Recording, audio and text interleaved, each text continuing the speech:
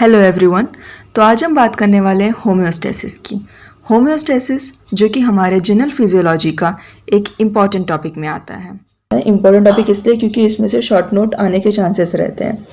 हाँ, इसमें से ज़्यादा चांसेस नहीं है बट प्रोबेबली थोड़े चांसेस है इसमें से कि इसमें से क्वेश्चंस आ सकते हैं, एमसीक्यू आ सकता है और शॉर्ट नोट आ सकता है इस पर। तो अगर ये आए तो इसमें हमें क्या क्या लिखना है? सबसे पहले यूनिवर्सिटी एग्जाम में सबसे पहला तो आपको डेफिनेशन लिखनी है। इसके बाद इसका कंट्रोल सिस्टम्स होते हैं वो आपको इसमें मेंशन करना रहेगा with explanation and with their examples. Okay, अब अगर होम्योस्टेसिस की बात करें तो होम्योस्टेसिस मतलब होता है maintenance of nearly constant condition in the internal environment. Internal environment में एक नियरली कांस्टेंट कंडीशन में मेंटेन करके रखना, दैट इज होम्योस्टेसिस। हमारी बॉडी में ये खुद ब खुद मेंटेन रहता है एंड इसी को होम्योस्टेसिस बोलते हैं। तो जैसे कि अभी हमने खुद ही पढ़ा था पहले वाले ही लेक्चर में कि जो इंटरनल एनवायरनमेंट होता है वो हमारा ECF बनाता है। ECF that is extra cellular fluid, जो कि हमारा इंटरनल एनवायरनमेंट बनाता है। ठीक है, अब जो होम्योस्टेसिस टर्म है, ये जो टर्म है ये दिया था एक अमेरिकन फिजियोलॉजिस्ट वॉल्टर ब्रैडफोर्ड कानन ने इन 1929। ये जो पार्ट है ये MCQ के लिए इम्पॉर्टेंट है। इसके अलावा अगर हम देखें कंट्रोल सिस्टम्स, जो दूसरा पार्ट है ये डेफिनेशन वाला पार्ट हो गया। अब इसमें दूसरा पार्ट होता है वो होता है कंट्रोल सिस्टम और मैकेनिज्म्स। ठीक है, तो अब इसमें अगर हम देखें सबसे पहला होता है एक नेगेटिव फीडबैक, पॉजिटिव फीडबैक और फीड फॉरवर्ड मैकेनिज्म। ये 3 मैकेनिज्म्स होते हैं। सबसे पहला जो है इसमें है वो है नेगेटिव फीडबैक। ठीक है, तो जो नेगेटिव फीडबैक होता है उसमें मतलब क्या होता है, अगर कोई फैक्टर है, if some factor become excessive और डेफिशिएंट, तो एक कंट्रोल सिस्टम इनिशिएट होता है, that is known as negative feedback which consist of series of changes that return the factor towards the mean value.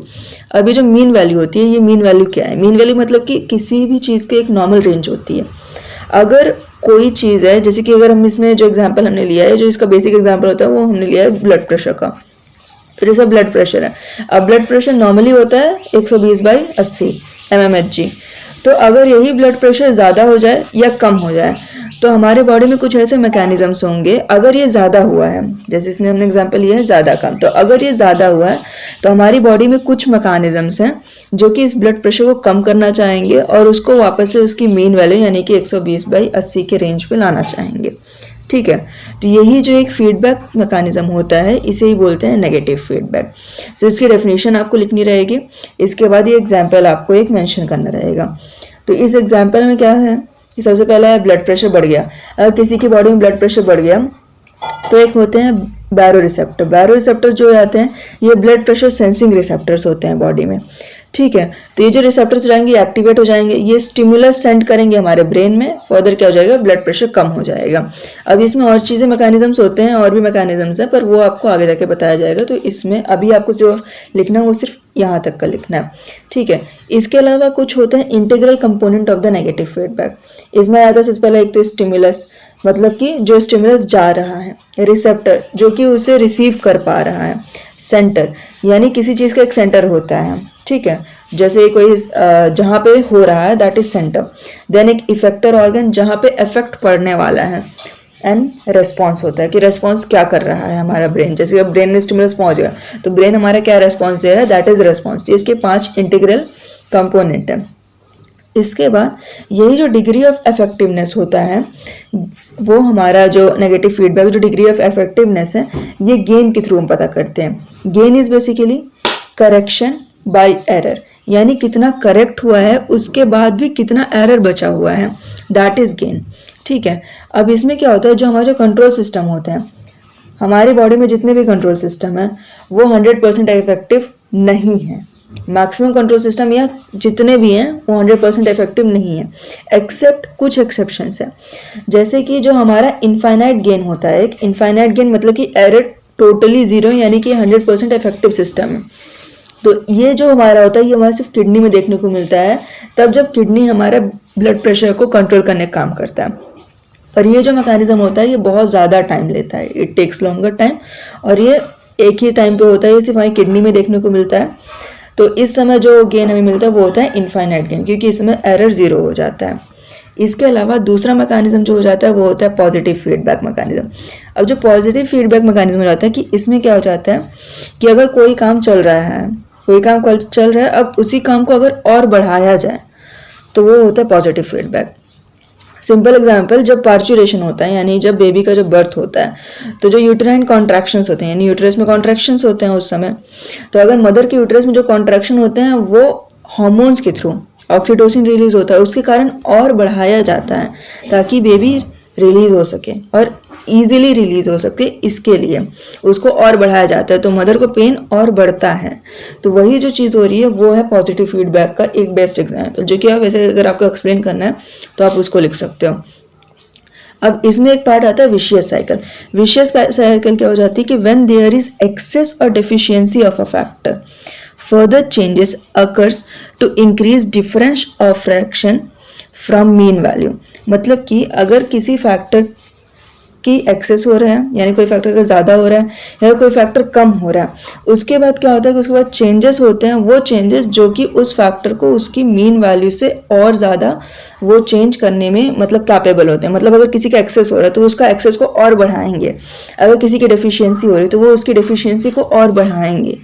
ठीक है, तो ये जो काम हो रहा है कि ये काम जो हो रहा है वो उसी को बढ़ाने काम कर रहा है, तो उसे क्या बोलते हैं पॉजिटिव फीडबैक। पॉजिटिव फीडबैक में जो एक्सेस और डेफिशिएंसी को जो बढ़ाने या कम करने वाला जो काम है, ये जो एक साइकिल चलाता है उसे बोलते हैं विशियस साइकिल।